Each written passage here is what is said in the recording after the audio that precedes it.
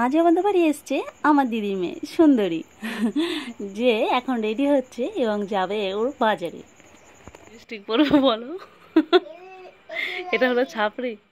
আর ও টিপটা পরে এটাই বলছিল যে আমাকে কি ছাপড়ি ছাপড়ি লাগছে। তো তারপর চলে গেছে ওর আমার ছেলে, এরপর চপ আর কিছু নিয়ে এসেছিল। তো খাওয়ার পর এরপর এরপর চলে এসছে রান্না করতে।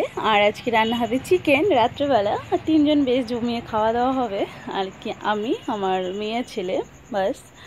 তো চলো রান্নাবান্নাটা দেখি কত দূর আগালো, কেননা এতে আমি কোনো কিছুই হাতও লাগাইনি আর করিও নি সেরকমভাবে, কেন পুরো প্রসেসটাই আমার দিদির মেয়েই করেছে।